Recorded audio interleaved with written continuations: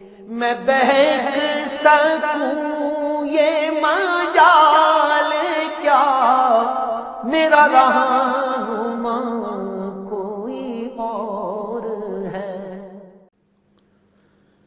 نحمدہ ونصلی علی رسولہ النبی الکریم الامین، اما بعد فاعوذ باللہ السمیع العلیم من الشیطان الرجیم، بسم اللہ الرحمن الرحیم۔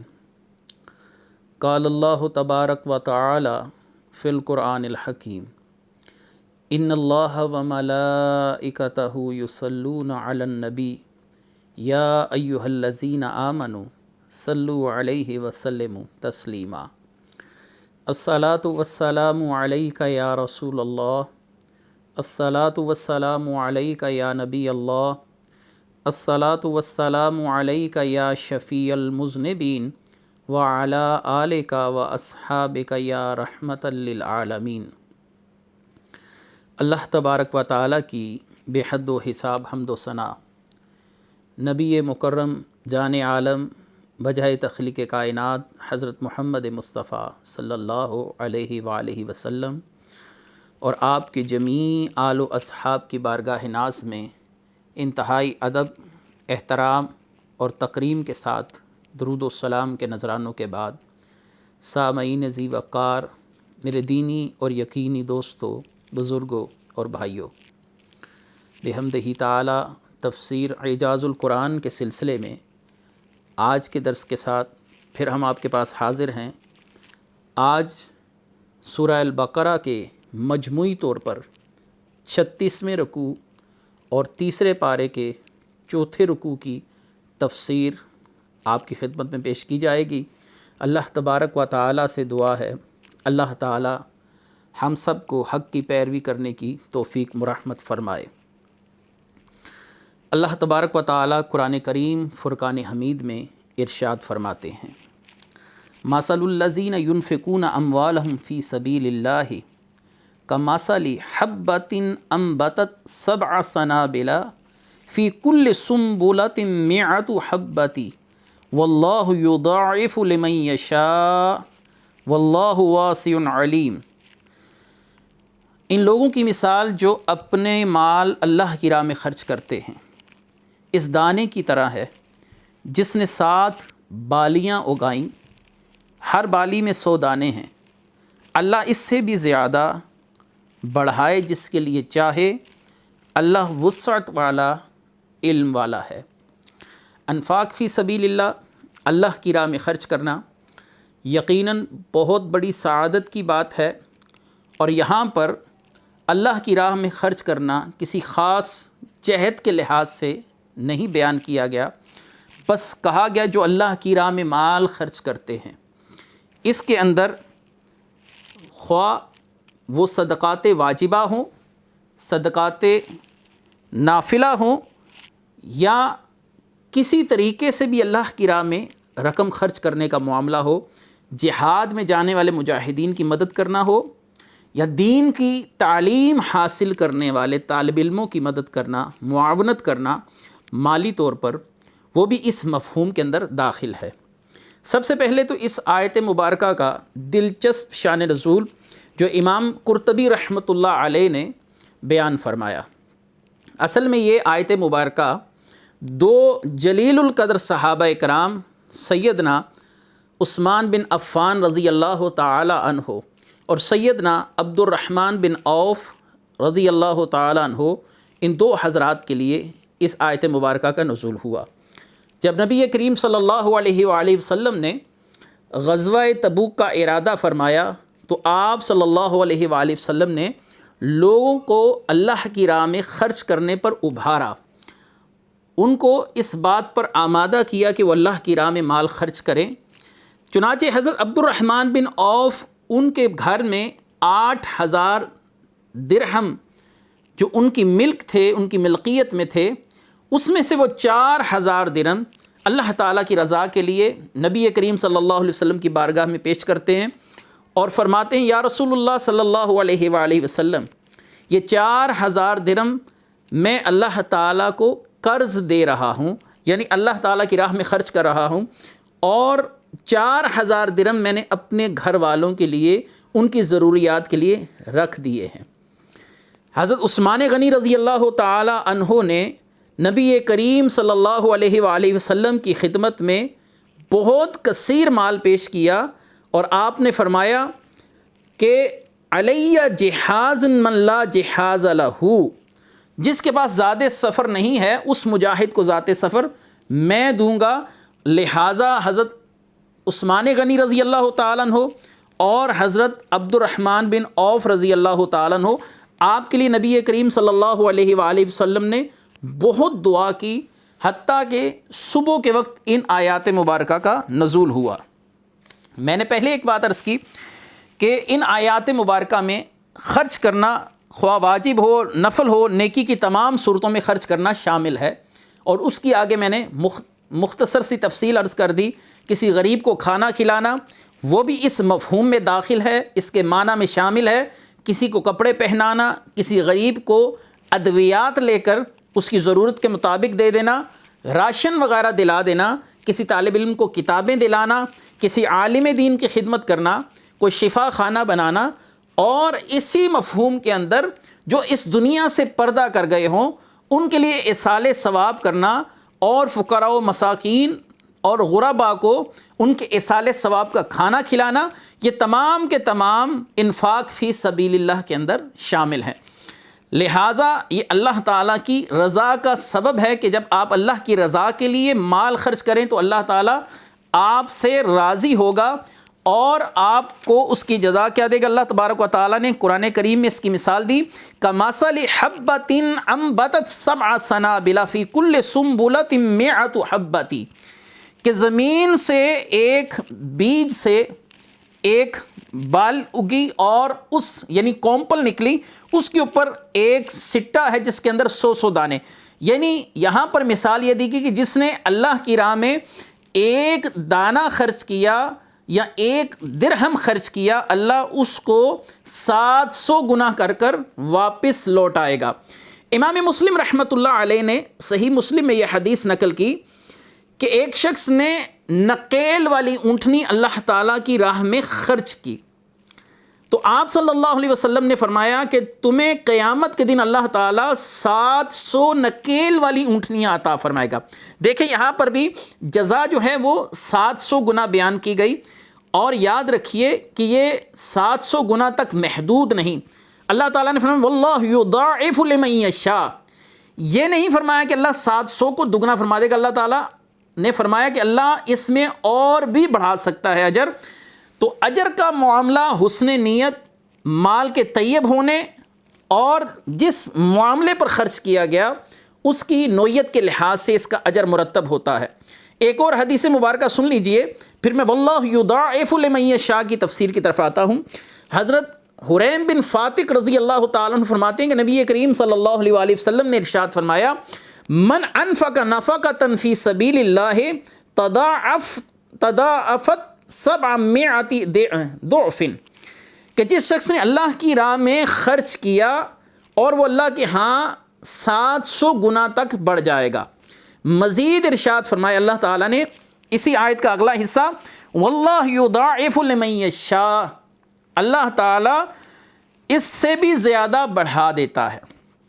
دو لوگوں نے ایک ہی عمل کیا، اور دو لوگوں کے ایک عمل پر اگر اجر جو ہے اور ثواب جو ہے وہ الگ الگ مرتب ہو رہا ہے، تو اس کی سب سے بڑی وجہ ہوتی ہے اخلاص نیت۔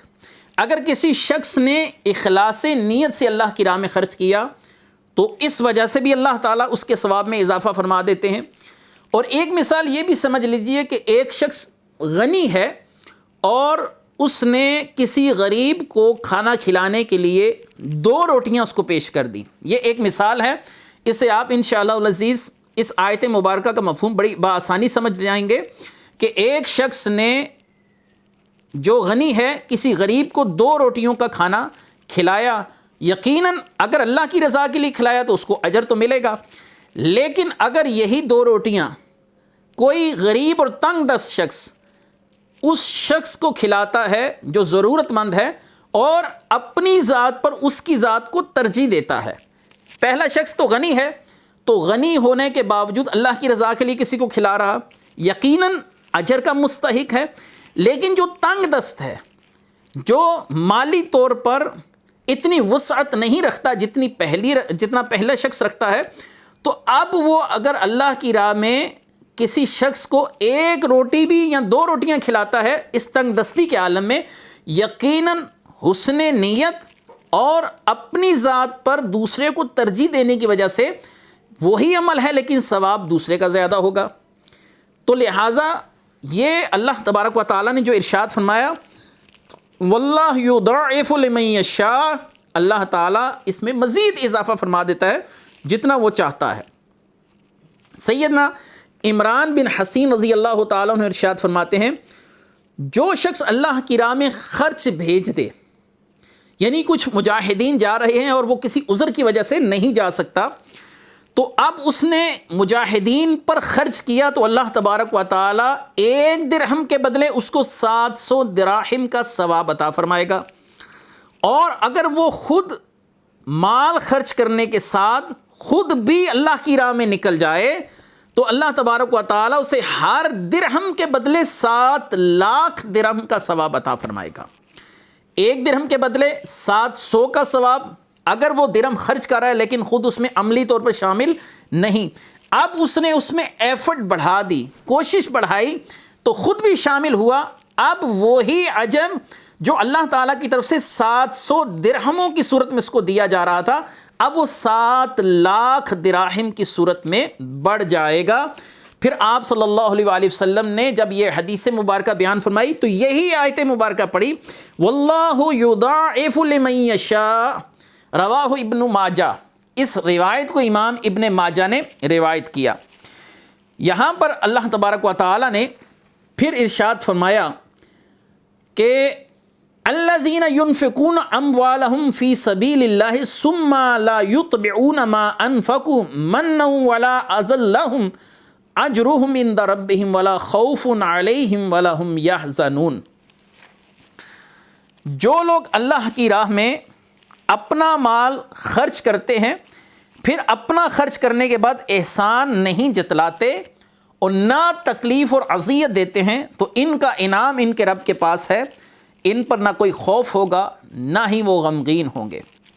یہاں پر پھر خوبصورت ایک بات بتائی جا رہی ہے کہ جب تم کسی پر احسان کرو تو اپنے احسان کو مت جتلاؤ، کیونکہ اس سے اس کی اذیت کا معاملہ ہے۔ مثال کے طور پر آج ہمارے معاشرے کے اندر اس بات کو آپ بڑے واضح طور پر دیکھ سکتے ہیں کہ آپ نے کسی شخص پر احسان کیا یا کسی نے آپ پر احسان کیا، اور اب کسی ایسی صورتحال کا سامنا کرنا پڑ گیا کہ دونوں لوگوں میں بحث و تکرار ہو گئی، تو اب جس نے احسان کیا ہوگا وہ یقیناً اس طرح کی صورتحال میں اپنا احسان ضرور جتلائے گا، الا ماشاء اللہ، ہاں جسے اللہ تعالیٰ نیکی کی توفیق دے، یہ اس کے لیے بات نہیں۔ مثلاً کسی نے کسی شخص کی والدہ کی بیماری کی حالت میں مدد کی، اس کو پیسہ دیا، یا یہ شخص مقروض تھا اس نے اس پر احسان کر دیا۔ اب جب دونوں کی لڑائی کا معاملہ ہوگا تو جس نے احسان کیا ہوگا وہ اس کو کہے گا مجھے معلوم ہے کہ تمہاری حیثیت کیا ہے، اور یاد کرو کہ جب فلاں وقت تھا تم تنگ دست تھے، میں نے تمہاری مدد کی اور تمہاری معاونت کی۔ تو جس شخص پر وہ احسان جتلا رہا ہے اس کے لیے تو وہ اذیت کا معاملہ ہے ہی، لیکن اس نے اپنا احسان جتلا کر اپنا تمام اجر رائگاں کر دیا۔ اگر تو اس نے اللہ کے لیے کیا تھا تو اس معاملے کو نیکی کر اور دریا میں ڈال کے مصداق سمجھتا اور خاموش رہتا۔ اب اس نے اللہ کی رضا کے لیے معاملہ نہیں کیا تھا، اس نے اس کو بتا کر احسان جتلا دیا۔ جب احسان جتلا دیا تو یقیناً ایک مسلمان کی دل آزاری کا سبب بھی بنا، اس کی ایذا کا سبب بھی بنا۔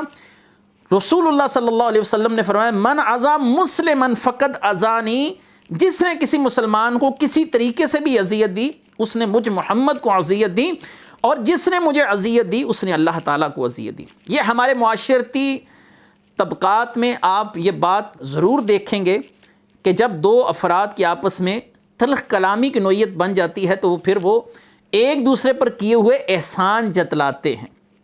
اب شیطان انسان کو پہلے نیکی کرنے نہیں دیتا، اور اگر بالفرض توفیق الہی سے وہ شخص نیکی کر لے تو شیطان اس نیکی کا اجر رائگاں کرنے کے لیے ایسے ہتھ کنڈے اپناتا ہے کہ اس شخص کی زبان سے ایسے کلمات صادر کروا دے گا کہ میں نے تجھ پر بڑا احسان کیا تھا، میں جانتا ہوں تیری اوقات کیا ہے اور تیری حقیقت جانتا ہوں، تو غریب تھا، تیری کوئی مدد نہیں کر رہا تھا، میرے دروازے پر آیا اور میں نے تیری مدد کی، تیری والدہ مر رہی تھی، تیری بیٹی کی شادی تھی، اس میں نے معاونت کی۔ ایسے جملوں سے وہ نیکی کا اجر شیطان ضائع کروا دیتا ہے، اور عمومی طور پر ہم ان چیزوں کی پرواہ نہیں کرتے، اور اگر اللہ کی رضا کے لیے کیا ہوتا تو یقیناً آپ کی زبان پر ایسا معاملہ ہی نہ آتا، اللہ تعالیٰ آپ کی زبان پر ایسی بات آنے ہی نہ دیتا۔ اس کا مطلب ہے آپ نے معاشرے کو دکھانے کے لیے اور کسی پر احسان جتلانے کے لیے احسان کیا، لہٰذا اب اس احسان کا بدلہ رائگاں کر دیا جائے گا۔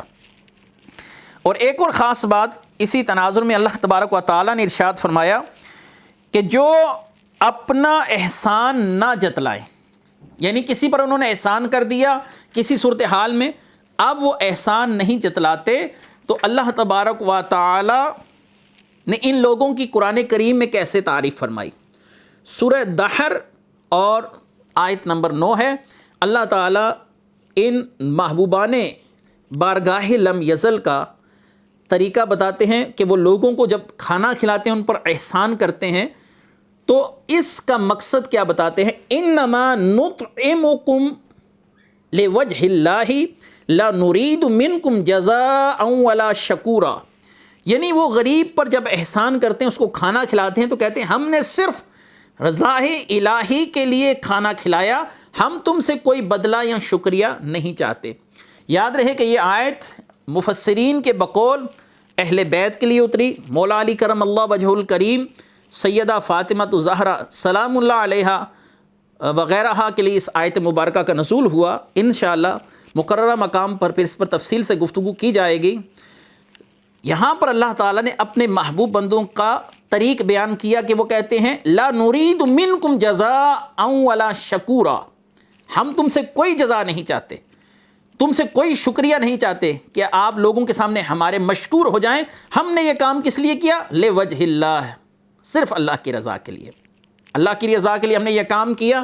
اللہ تبارک و تعالیٰ مزید ارشاد فرماتے ہیں لہم اجرہم عند ربہم، ان کے رب کے ہاں ان کی بڑی جزا ہے، بہت جزا ہے۔ ولا خوف علیہم ولا ہم یحزنون، جو لوگ رضا الہی کے لیے مال خرچ کرتے ہیں وہ دنیاوی نقصان کا کچھ خوف نہیں رکھتے۔ اگر اس کی ایک تفسیر یہ کی جائے تب بھی ٹھیک ہے، اور ایک تفسیر یہ کی جائے، اللہ نے اپنے اولیاء کا وصف بیان فرمایا الا ان اولیاء اللہ لا خوف علیہم ولا ہم یحزنون، ولا خوف علیہم ولا ہم یحزنون، وہی بات اللہ تعالیٰ نے جو 11ویں پارے میں فرمائی، اس مقام پر اللہ کی رضا پر خرچ کرنے والوں کے لیے بھی وہی بات فرمائی۔ جو انعام اللہ اپنے ولیوں پر کرے گا کہ ان کو نہ کسی خوف میں مبتلا کرے گا، نہ کسی حزن میں مبتلا فرمائے گا، وہی معاملہ اللہ تعالیٰ ان لوگوں کے ساتھ فرمائے گا لا خوف علیہم ولا ہم یحزنون۔ گویا یہ مقام ولایت کی مثل معاملہ ہے کہ کوئی شخص اگر کسی کو اللہ کی رضا کے لیے دے تو ولا خوف علیہم ولا ہم یحزنون، اس پر وہی انعام ہے جو اللہ اپنے خاص بندوں پر فرمائے گا۔ کتنی بڑی انعام کی بات ہے۔ اس تمام آیت مبارکہ کی تفسیر کے بعد اب اس کی رموز کی طرف میں آتا ہوں۔ اللہ تعالیٰ نے کہ صدقہ دینے کو، اللہ کی راہ میں خرچ کرنے کو زمین میں ڈالے جانے والے ایک دانے کے ساتھ تشبیہ کیوں دی؟ اس کے اندر بھی بڑی حکمتیں ہیں اور اس کے اندر بھی بڑی معرفت کی بات ہے۔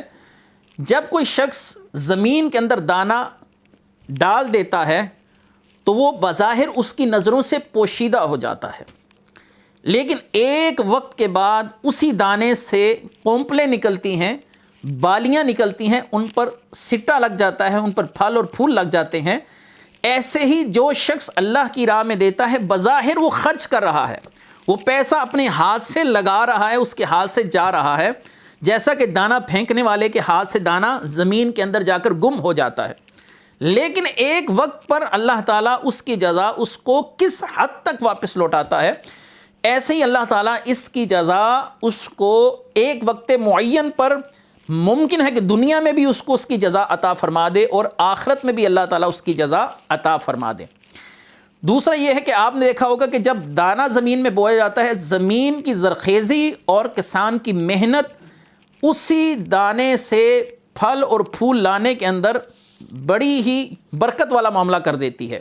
یعنی اگر زمین اچھی ہے تو فصل بھی اچھی ہے، زمین اچھی ہے تو پیداوار بھی اچھی ہے۔ ایسے ہی جب کوئی شخص اللہ کی راہ میں خرچ کرتا ہے تو اس کی نیت اچھی ہے تو اس سے اس کو زیادہ پیداوار ملے گی، یعنی زیادہ اجر واپس آئے گا اس کی طرف۔ جیسا کہ زرخیز زمین زیادہ پیداوار لوٹاتی ہے، ایسے ہی کسی شخص کی نیت اچھی ہے اور کسی شخص کا ارادہ اچھا ہے اور اس نے مال طیب سے خرچ کیا ہے، نیک مال سے، حلال مال سے اللہ کی راہ میں خرچ کیا ہے، تو یقیناً اللہ تعالیٰ اس کا اجر اس کو ویسے ہی اچھی طرح لوٹائے گا جیسے کہ زرخیز زمین والی پیداوار انسان کی طرف واپس لوٹتی ہے۔ ایک دانہ اس نے زمین کے اندر بو دیا، بظاہر گم ہو گیا، اس کے ہاتھ سے نظر آ رہا ہے کہ چلا گیا، اب وہ اس کا مالک نہیں رہا، اس نے کھو دیا، لیکن ایک وقت مقرر پر اس کا اجر دگنا 700 گنا کر کے اللہ تعالیٰ اس کو واپس لوٹاتے ہیں۔ اگلی آیت مبارکہ اللہ تبارک و تعالیٰ نے ارشاد فرمایا، قول معروف و مغفرۃ خیر من صدقۃ یتبعها اذی واللہ غنی حلیم۔ اچھی بات کہنا اور معاف کر دینا اس خیرات سے بہتر ہے جس کے بعد ستانا ہو، اور اللہ بے پرواہ علم والا ہے۔ قول معروف، یہ خندہ پیشانی کی طرف اشارہ ہے۔ کسی کے ساتھ اچھی بات کرو۔ کوئی آپ کے پاس آ گیا اور آپ اس کی ضرورت پوری نہیں کر سکتے تو پھر کیا کیجئے کہ قول معروف، اس کے ساتھ خندہ پیشانی سے پیش آؤ۔ نبی کریم صلی اللہ علیہ وآلہ وسلم نے ارشاد فرمایا، اچھی بات کہنا بھی صدقہ ہے۔ یہ قول معروف کی تفسیر ہے، اچھی بات کہنا بھی صدقہ ہے۔ یہ امر بھی نیکی میں سے ہے کہ تم اپنے بھائی کو خندہ پیشانی کے ساتھ ملو، یعنی جب وہ تمہارے سامنے آئے تو تم اس کو مسکراتے ہوئے ملو، وہ تم سے مسکراتا ہوا ملے۔ نبی کریم صلی اللہ علیہ وآلہ وسلم کی ایک حدیث کا مفہوم ہے کہ ایسا شخص کتنا برا ہے کہ جس کے بد اخلاقی سے لوگ تنگ ہوں اور جب وہ آئے تو لوگ خاموش ہو جائیں۔ یہ اسلام کا مزاج نہیں۔ صحابہ کہتے ہیں ہم نے ہمیشہ چہرہ والضحیٰ پر مسکراہٹیں بکھرتی ہوئی دیکھی ہیں۔ آپ صلی اللہ علیہ وسلم مسکراتے تھے، کثرت کے ساتھ مسکراتے تھے، آپ کے چہرے اقدس پر تبسم رہتا تھا جس کو دیکھ کر آنے والوں کو دلوں کو بھی ٹھنڈک محسوس ہوتی تھی، دلوں کو اطمینان مل جاتا تھا کسی کو دیکھ کر مسکرانا۔ خیر من صدقۃ یتبعها اذی، اچھی بات اور معاف کر دینا اس خیرات سے بہتر ہے جس کے بعد ستانا ہو۔ کسی کو اگر صدقہ دے کر اس کے سامنے اس بات کو دہرایا جائے تو یقیناً یہ اس کی دل آزاری کی بات ہے، جیسے کہ میں نے پہلے عرض کیا۔ تو اللہ تبارک و تعالیٰ نے اس سے بہتر کسی کے ساتھ خندہ پیشانی کے ساتھ بات کرنے کو فرما دیا، کیونکہ اس سے کسی کی دل جوئی تو ہوتی ہے، کسی کا دل تو راضی ہوتا ہے۔ اور اللہ تعالیٰ نے فرمایا کہ معاف کر دینا، قول معروف و مغفرۃ خیر من صدقۃ یتبعها اذی، اور معاف کر دینا بھی بڑی نیکی ہے۔ اللہ تبارک و تعالیٰ نے معاف کرنے کا جو وصف ہے، اللہ تعالیٰ نے فرمایا وَلْيَعْفُوا وَلْيَصْفَحُوا، کہ اللہ نے فرمایا تم چاہتے نہیں کہ اللہ تمہیں بخشے اور تم اللہ سے معافی کی اگر امید رکھتے ہو تو کمان تدین و تدانو، تم اللہ کی مخلوق پر رحم کرو، اللہ تم پر رحم کرے گا۔ رسول اللہ صلی اللہ علیہ وآلہ وسلم کی اس مسئلہ پر کثرت سے احادیث ہیں۔ نبی کریم صلی اللہ علیہ وآلہ وسلم نے ارشاد فرمایا کہ اگر تمہارے دروازے پر مسکین آئے اور تمہارے پاس اسے دینے کے لیے کچھ نہ ہو تو بجید رضی اللہ تعالی عنہا فرماتی ہیں میں نے رسول اللہ صلی اللہ علیہ وسلم سے کہا پھر میں کیا کروں؟ آپ نے ارشاد فرمایا اگر تیرے پاس جلے ہوئے کھر کے سوا کچھ بھی نہ ہو تو وہ بھی اس کو دے دے، یعنی جو دروازے پر آیا اس کو خالی ہاتھ نہ لوٹا۔ اللہ تعالیٰ نے قرآن میں فرمایا کہ جو سائل تمہارے دروازے پر آئے فلا تنحر، اس کو خالی ہاتھ نہیں لوٹانا، اس کو خالی ہاتھ اپنے دروازے سے مت لوٹاؤ، اور معاف کرو۔ حضرت عبداللہ بن مسعود اپنے غلام کو مار رہے تھے، یہ حدیث صحیح مسلم میں ہے کتاب الایمان والنذور کے اندر، کہ آپ اپنے غلام کو مار رہے تھے اور وہ غلام پکارا تھا کہ میں اللہ کے رسول کی پناہ چاہتا ہوں۔ یہ اب تفسیر ہے وہ مغفرتن کی، کہ میں اللہ کے رسول کی پناہ چاہتا ہوں، تو انہوں نے اسے چھوڑ دیا۔ نبی کریم صلی اللہ علیہ وسلم نے ارشاد فرمایا، خدا کی قسم اللہ تم پر اس سے زیادہ قادر ہے جتنا تم اس پر قادر ہو۔ حضرت عبداللہ بن مسعود فرماتے ہیں کہ میں نے پھر اس غلام کو آزاد کر دیا۔ نبی کریم صلی اللہ علیہ وآلہ وسلم کہ کاشانہ اقدس میں پل کر جوان ہونے والے سیدنا انس بن مالک رضی اللہ تعالیٰ عنہ فرماتے ہیں کہ میں نبی کریم صلی اللہ علیہ وآلہ وسلم کے ساتھ رہا، آپ صلی اللہ علیہ وآلہ وسلم نے ہمیشہ مجھے معاف کیا۔ اگر مجھ سے کوئی خطا سرزد ہوتی تو آپ صلی اللہ علیہ وسلم مجھے معاف کر دیتے۔ سفر و حضر میں حضور صلی اللہ علیہ وسلم کی خدمت میں حاضر رہا، لیکن آپ صلی اللہ علیہ وسلم نے کبھی مجھے یہ نہیں فرمایا کہ یہ کام تم نے اس طرح کیوں کیا۔ جو کام میں نے نہ کیا اس پر بھی آپ صلی اللہ علیہ وآلہ وسلم نے کبھی یہ نہیں فرمایا کہ تم نے یہ کام اس طرح کیوں نہیں کیا۔ یہ حدیث صحیح بخاری کی ہے۔ ماشاءاللہ یہ دیکھیے کہ رسول اللہ صلی اللہ علیہ وسلم کس طریقے سے اپنے متعلقین کے ساتھ پیش آتے ہیں، حتیٰ کہ ان کے والد ان کو لینے کے لیے آئے تھے کہ میں اپنے بیٹے کو واپس لینے کے لیے آیا ہوں، انہوں نے رسول اللہ صلی اللہ علیہ وآلہ وسلم کے ساتھ جانے سے انکار کر دیا تھا۔ آپ صلی اللہ علیہ وسلم کے گھر سے جانے سے انکار فرما دیا تھا کہ میں رسول اللہ صلی اللہ علیہ وسلم کی خدمت میں ہی ساری زندگی رہنا چاہوں گا۔ اللہ تعالیٰ نے فرمایا کہ کسی کو عزا نہ دو۔ عزا کیا ہے؟ کسی کو دے کر احسان جتلا دینا، اس کی بہت شدید وعید فرمائی گئی ہے۔ رسول اللہ صلی اللہ علیہ وآلہ وسلم نے فرمایا کہ 3 لوگ جنت میں داخل نہیں ہوں گے۔ ان 3 لوگوں کے افعال بھی سن لیجئے کون سے 3 لوگ ہیں۔ رسول اللہ صلی اللہ علیہ وسلم نے فرمایا احسان جتلانے والا، لا يدخل الجنت منان، جو احسان کر کر جتلاتا ہے وہ جنت میں داخل نہیں ہوگا، ولا آکن ولا مد من خمر ولا مؤمن بسحر ولا قاحن۔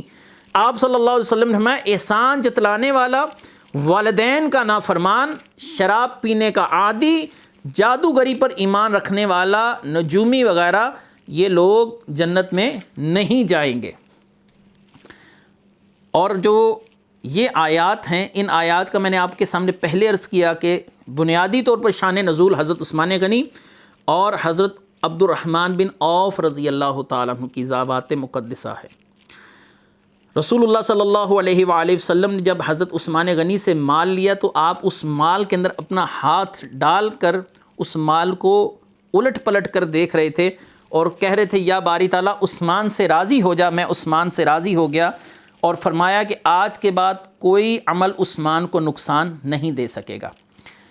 یہ جو حدیث مبارکہ اس کی بھی میں تھوڑی سی تشریح کرتا چلوں۔ کوئی عمل عثمان کو نقصان نہیں دے سکے گا، مطلب یہ نہیں ہے کہ حضرت عثمان غنی رضی اللہ تعالیٰ عنہ معصوم عن الخطا ہو گئے ہیں، یعنی ہے کہ اللہ تعالیٰ گناہوں سے ان کی حفاظت فرمائے گا، اور اگر بالفرض ان سے کوئی گناہ کا ارتکاب ہو بھی گیا تو اللہ تعالیٰ ان کو مقبول توبہ کی توفیق بھی مرحمت فرما دے گا۔ یہ ایسا ہی ہے کہ جیسا کہ آپ صلی اللہ علیہ وسلم نے اصحاب بدر کے لیے فرمایا تھا اعملوا ما شئتم، اعملوا ما شئتم، آج کے بعد تم جو مرضی کرو، تمہارا کوئی عمل نقصان نہیں دے گا۔ اس کا مطلب یہ ہے کہ اللہ گناہوں سے حفاظت فرمائے گا، اور بالفرض کوئی گناہ ہو گیا تو اللہ تبارک و تعالیٰ توبہ کی توفیق بھی مرحمت فرما دے گا۔ اگلی آیت مبارکہ، یا ایھا الذین آمنوا لا تبطلوا صدقاتکم بالمن والعذا کالذی ينفق مالہ رئاء الناس ولا یؤمن باللہ والیوم الآخر فمثلہ کمثل صفوان علیہ تراب فاصابہ وابل فترکہ صلدا لا یقدرون علی شیء مما کسبوا واللہ لا یہدی القوم الکافرین۔ اے ایمان والو، احسان جتا کر اور تکلیف پہنچا کر اپنے صدقات برباد نہ کرو اس شخص کی طرح جو اپنا مال لوگوں کو دکھاوے کے لیے خرچ کرتا ہے اور اللہ اور قیامت پر ایمان نہیں لاتا۔ تو اس کی مثال ایسی ہے جیسے ایک چکنا پتھر ہو جس پر مٹی ہے، تو اس پر زوردار بارش پڑی جس نے اس پتھر کو بالکل صاف کر کے چھوڑ دیا۔ ایسے لوگ اپنے کمائے ہوئے اعمال سے کسی چیز پر قدرت نہ پائیں گے اور اللہ کافروں کو ہدایت نہیں دیتا۔ اللہ تبارک و تعالیٰ نے اس آیت مبارکہ میں ارشاد فرمایا، یا ایھا الذین آمنوا لا تبطلوا صدقاتکم بالمن والاذی، اے لوگو، اے ایمان والے لوگو، اپنے صدقات باطل نہ کرو احسان رکھ کر اور ایذا دے کر۔ اس کی تفسیر میں نے بڑی تفصیل کے ساتھ بیان کر دی۔ اور اس کی طرح جو اپنے مال لوگوں کو دکھاوے کے لیے خرچ کرتے ہیں۔ نبی کریم صلی اللہ علیہ وآلہ وسلم سے ریا کی تردید پر بہت سی احادیث مروی ہیں۔ اس آیت مبارکہ میں بھی ریاکاری کی تردید فرمائی جا رہی ہے۔ ریاکاری ہوتا ہے کہ کسی کام کو اللہ کی رضا کے علاوہ کرنا اور اس سے اپنی شہرت اور لوگوں کی نظروں میں اپنے مقام و مرتبے اور وجاہت کا تقاضا چاہنا۔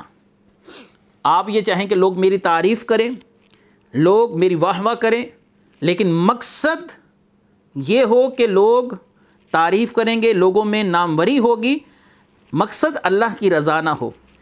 نبی کریم صلی اللہ علیہ وآلہ وسلم نے ارشاد فرمایا کہ قیامت کے دن اللہ تبارک و تعالی 3 لوگوں کو حساب کتاب کے لیے بلائے گا۔ ان 3 لوگوں میں پہلا وہ قاری جس نے قرآن جمع کیا اور عالم بنا، دوسرا جو اللہ کی راہ میں جہاد کرتے ہوئے قتل کیا گیا، تیسرا مالدار آدمی۔ اللہ تعالیٰ قاری قرآن سے فرمائے گا کہ کیا میں نے تمہیں وہ قرآن نہ سکھایا جسے میں نے اپنے رسول پر نازل کیا؟ وہ کہے گا یا رب بالکل ایسا ہی ہے۔ اللہ تعالیٰ فرمائے گا پھر تم نے اپنے علم کے متعلق کیا عمل کیا؟ وہ کہے گا یا اللہ میں نے علم پڑھا اور پڑھایا اور قرآن کی تلاوت کی۔ اللہ تعالیٰ فرمائیں گے کہ تم نے جھوٹ کہا کیونکہ اس سے تمہارا ارادہ دنیاوی مقاصد حاصل کرنا تھا کہ لوگ تمہاری تعریف کریں، تمہیں قاری کہیں، سو تمہیں دنیا میں کہہ دیا گیا۔ یعنی جس مقصد کے لیے تم نے کام کیا تھا وہ مقصد تمہیں دنیا میں حاصل ہو چکا۔ پھر اللہ تعالیٰ اسے منہ کے بھل گھسیٹ کر فرشتوں کو حکم دیں گے کہ اس کو جہنم میں ڈال دیا جائے۔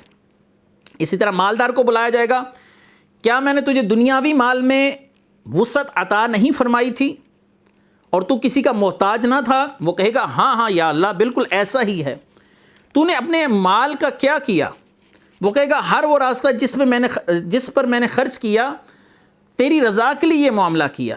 اللہ تعالیٰ فرمائیں گے کہ تو نے جھوٹ کہا کہ تیرا ارادہ یہ تھا کہ لوگ تجھے سخی کہیں، دنیا سے تو اپنی تعریف سننے کے لیے مال خرچ کرتا تھا۔ پھر اس کے لیے فرشتوں کو کہا جائے گا اس کو بھی منہ کے بل گھسیٹ کر جہنم میں پھینک دیا جائے۔ اور جو اللہ کی راہ میں قتل ہوا، اللہ تعالیٰ اس سے فرمائے گا کہ تو میری راہ میں جو قتل ہوا اور جنگ کرتے ہوئے مارا گیا، اب یہ بتا کیوں ہوا، تیرے مقاصد کیا تھے؟ وہ کہے گا یا باری تعالیٰ میں نے جہاد کیا، کئی کافروں کو مارا، آخر میں خود قتل ہو گیا۔ اللہ تعالیٰ فرمائے گا تو نے جھوٹ کہا کیونکہ اس سے مقصد یہ تھا کہ لوگ تجھے بہادر کہیں، لہٰذا اس کو بھی اٹھا کر جہنم کے اندر پھینک دیا جائے۔ مالدار اور جو اللہ کی راہ میں مر گیا اور جو قرآن جمع کر کر عالم بنا، ان تینوں کے مقاصد ریاکاری کے ساتھ تھے، تو اللہ تعالیٰ نے ان کے اعمال کو ضائع فرما دیا۔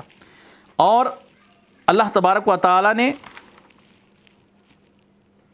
ایک مثال دی، جیسا کہ ایک چکنا پتھر ہو، ایک گول پتھر ہو اور اس کے اوپر مٹی پڑی ہو، اور اس مٹی کے اوپر بارش پڑے اور اس پتھر کو بالکل صاف کر دے، یعنی اس پر مٹی کا بالکل اثر باقی نہ رہے۔ جیسے وہ پتھر صاف ہو جاتا ہے، اس پر مٹی کا اثر باقی نہیں رہتا، ایسے ہی یہ اعمال صاف کر دیے جائیں گے، ان کا اجر نہیں رہے گا، بالکل صاف ہو جائیں گے۔ جیسا کہ اس پتھر کی مثال دی گئی کہ ایسی مثال جیسے ایک چٹان ہے، اس پر مٹی ہے اور اس پر زور کا پانی پڑا اور جس نے اسے نرا پتھر کر چھوڑا، یعنی وہ جو اوپر سب کچھ تھا وہ بہہ گیا، اس شخص کا اجر بھی بہہ گیا، سب کچھ ضائع ہو گیا۔ پیچھے جیسے وہ پتھر بالکل صاف ستھرا رہ گیا اور اس کے اوپر کچھ بھی اثر باقی نہیں رہا، اس کا وہ عمل بھی ثواب سے بالکل خالی ہو گیا، اس کا اثر کوئی باقی نہیں رہا۔ تو لہٰذا معلوم ہوا کہ ریاکاری انسان کے اعمال کو ضائع کر دیتی ہے۔ احیاء العلوم میں امام غزالی رحمۃ اللہ علیہ نے ریاکاری کے متعلق بڑی تفصیل کے ساتھ بڑی سیر حاصل بحث کی۔ ریاکاری کا جو جذبہ ابھرتا ہے اس کے محرکات بیان کیے، ریاکاری کا علاج بیان کیا، اور یاد رکھیے کہ جو ریاکار ہوتا ہے وہ دنیاوی فوائد حاصل کرنے کے لیے، دنیاوی شہرت حاصل کرنے کے لیے، یعنی وقتی طور پر لوگوں کی زبانوں سے اپنی تعریف سننے کے لیے ایک عمل کو ضائع کر دیتا ہے۔ کاش وہ اس عمل کو اپنی قیامت کے لیے بچا رکھے کہ قیامت کے دن اللہ تعالیٰ مجھے اس کی جزا دے گا، جب مجھے ایک ایک نیکی کی ضرورت ہوگی۔ وہ خود کو کتنا بدقسمت سمجھے گا کہ میں نے خرچ بھی کیا لیکن آج اس کی جزا نہیں پا سکا، اور میں نے کتنا گھاٹے کا سودا کیا کہ اللہ کی رضا کے بدلے لوگوں کی تعریف کو منتخب کر لیا کہ لوگ میری تعریف کریں۔ اللہ تبارک و تعالیٰ ارشاد فرماتے ہیں وَمَثَلُ الَّذِينَ يُنْفِقُونَ أَمْوَالَهُمُ ابْتِغَاءَ مَرْضَاتِ اللَّهِ وَتَثْبِيتًا مِّنْ أَنفُسِهِمْ كَمَثَلِ جَنَّةٍ بِرَبْوَةٍ أَصَابَهَا وَابِلٌ فَآتَتْ أُكُلَهَا ضِعْفَيْنِ فَإِن لَّمْ يُصِبْهَا وَابِلٌ فَطَلٌ وَاللَّهُ بِمَا تَعْمَلُونَ بَصِيرٌ۔ وَمَثَلُ الَّذِينَ يُنْفِقُونَ أَمْوَالَهُمْ، اور جو لوگ اپنے مال اللہ کی رضا کے لیے خرچ کرتے ہیں، اس کی خوشنودی چاہنے کے لیے، اور اپنے دلوں کو ثابت قدم رکھنے کے لیے خرچ کرتے ہیں، ان کی مثال اس باغ کی سی ہے جو کسی اونچی زمین پر ہو اور اس پر زوردار بارش پڑی تو وہ باغ دگنا پھل لایا۔ پھر اگر زوردار بارش نہ بھی پڑے، ہلکی سی پوار ہی کافی ہے، اللہ تعالیٰ تمہارے کام دیکھ رہا ہے۔ اس آیت میں ان لوگوں کی مثال بیان کی گئی جو خالصتاً اللہ کی رضا کے لیے، اللہ کی رضا کے حصول کے لیے، اپنے دلوں کو استقامت دینے کے لیے اخلاص کے ساتھ عمل کرتے ہیں۔ جس طرح کہ بلند خطہ، بہترین زمین، اس پر جو باغ ہیں وہ اپنا پھل بھرپور لائے، اور اگر اس پر بارش برسے اور تیزی کے ساتھ بارش برسے تو وہ پھل دگنا ہو جائے۔ ایسے ہی با اخلاص مومن کا صدقہ کم ہو یا زیادہ، اللہ تعالیٰ اس کو بڑھاتا ہے۔ نبی کریم صلی اللہ علیہ وآلہ وسلم نے ارشاد فرمایا کہ اللہ تعالیٰ تمہاری صورتوں کو اور تمہارے مالوں کو نہیں دیکھتا بلکہ تمہارے اعمال اور تمہارے دلوں کو دیکھتا ہے۔ خوبصورت بات ہے یہ کہ ایسے لوگوں کی مثال دی گئی جو اللہ کی رضا کے لیے ایک عمل کرتے ہیں، اور اس عمل سے اللہ کی رضا ان کو مطلوب ہے۔ رسول اللہ صلی اللہ علیہ وآلہ وسلم نے ارشاد فرمایا کہ اللہ تعالیٰ تمہارے دلوں کو دیکھتے ہیں، یعنی تمہاری نیتیں اللہ کی بارگاہ میں پہنچتی ہیں۔ سورہ حج میں ایک آیت مبارکہ ہے جس کا معنی یہ ہے کہ اللہ کی بارگاہ میں یہ خون اور گوشت نہیں پہنچتا بلکہ اللہ کی نظر میں تمہارا تقویٰ پہنچتا ہے۔ اللہ کی بارگاہ میں تمہارا تقویٰ پہنچتا ہے، گوشت اور خون اللہ کی بارگاہ میں نہیں پہنچتا۔ اس کا مطلب یہ ہے کہ سب سے پہلے نیت کی اصلاح ضروری ہے۔ جب کوئی شخص حسن نیت کے ساتھ کوئی عمل کرتا ہے تو اللہ تعالیٰ اس پر دگنا اجر مرتب کرتا ہے۔ حسن نیت کی برکت بھی آپ سماعت کر لیجئے، سن لیجئے۔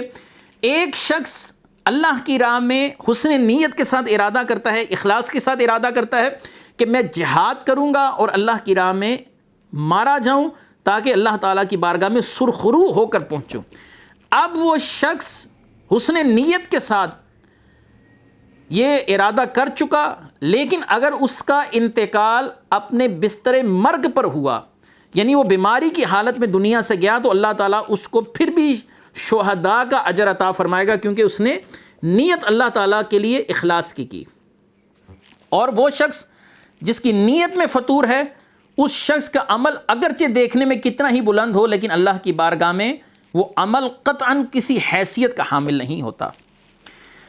مزید ارشاد فرمایا اَيَوَدُّ أَحَدُكُمْ أَن تَكُونَ لَهُ جَنَّاتٌ مِّن نَخِيلٍ وَعَنَابٍ تَجْرِي مِن تَحْتِهَا الْأَنْهَارُ لَهُ فِيهَا مِن كُلِّ الثَّمَرَاتِ وَأَصَابَهُ الْكِبَرُ وَلَهُ ذُرِّيَّةٌ ضُعَفَاءُ فَأَصَابَهَا إِعْصَارٌ فِيهِ نَارٌ فَاحْتَرَقَتْ كَذَلِكَ يُبَيِّنُ اللَّهُ لَكُمُ الْآيَاتِ لَعَلَّكُمْ تَتَفَكَّرُونَ۔ کیا تم میں کوئی یہ پسند کرتا ہے کہ اس کے پاس کھجور اور انگوروں کا ایک باغ ہو جس کے نیچے ندیاں بہتی ہوں اور اس کے لیے اس میں ہر قسم کے پھل ہوں، پھر اسے بڑھاپا آ جائے اور حال یہ ہو کہ اس کے کمزور ناتمام بچے ہوں، پھر ایک آگ کا بگولا آئے، یعنی آسمان سے ایک بجلی گرے جس سے وہ سارا باغ آگ کی نظر ہو جائے، آگ سے جل جائے۔ اللہ تم سے اسی طرح اپنی آیات کھول کھول کر بیان کرتا ہے۔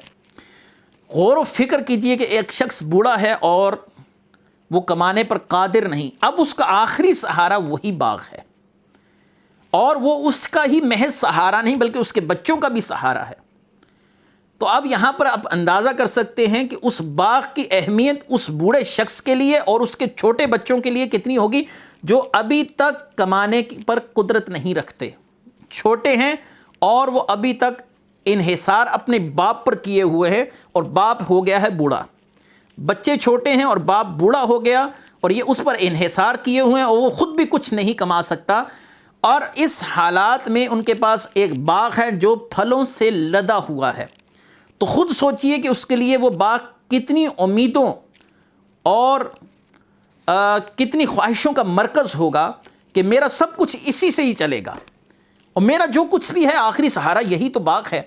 اور پھر یک لخت اس باغ میں آگ لگ جائے، آگ کا بگولا آ جائے، اس پر آسمانی بجلی گر جائے، اب اس بوڑھے شخص کی حسرت کا عالم کیا ہوگا کہ میں بوڑھا ہوں، کمانے پر قادر نہیں، میرے بچے چھوٹے ہیں، وہ بھی کمانے پر قادر نہیں، اب آ جا کر ہمارا جو آخری سہارا تھا وہ بھی چھن رہا ہے۔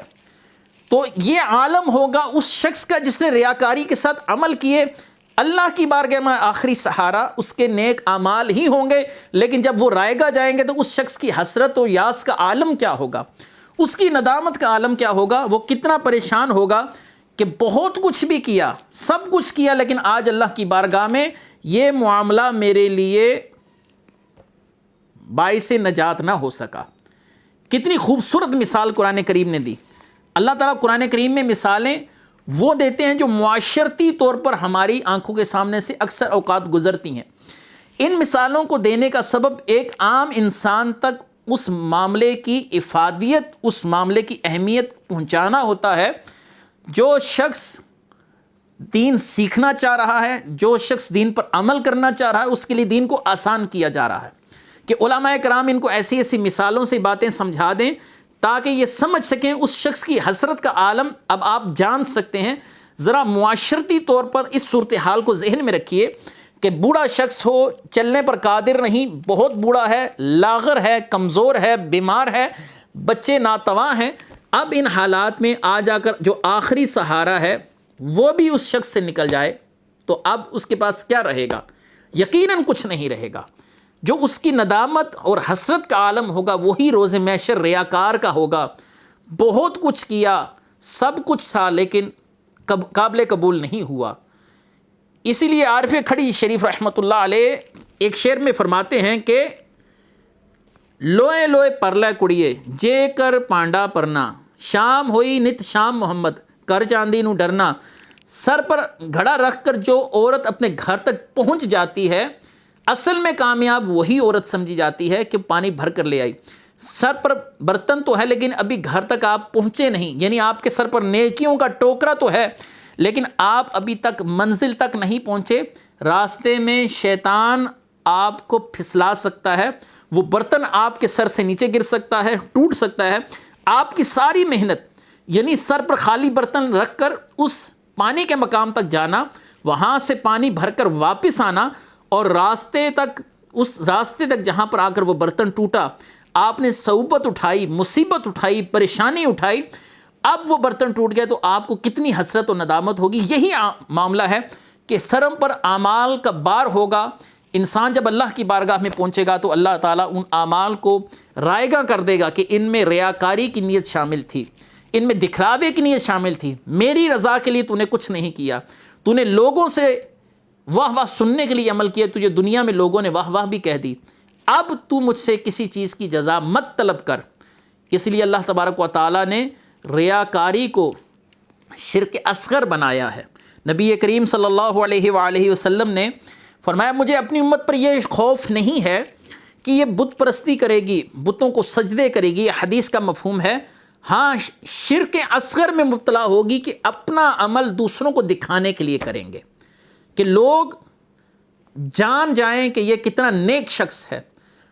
رسول اللہ صلی اللہ علیہ وآلہ وسلم کی ایک حدیث کا مفہوم ہے بہتر صدقہ وہ ہے کہ ایک ہاتھ سے دیا جائے اور دوسرے ہاتھ کو خبر تک نہ ہو، یعنی اتنا پوشیدہ رکھ کر اللہ کی ذات کے لیے معاملہ کیا جائے۔ یہاں پر جب کوئی شخص نیکی کرتا ہے تو پورے خاندان میں اعلان کرتا ہے یہ حضرت میں نے کیا ہے یہ کام، لوگ کہیں واہ کیا نیک آدمی ہے، تو اب اس کے لیے اللہ کی بارگاہ میں اجر باقی نہیں رہا۔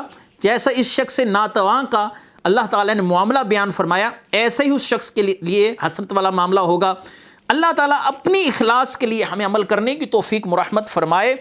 وآخر دعوانا ان الحمد للہ رب العالمین۔ میں بہک سکوں یہ مجال کیا میرا رہا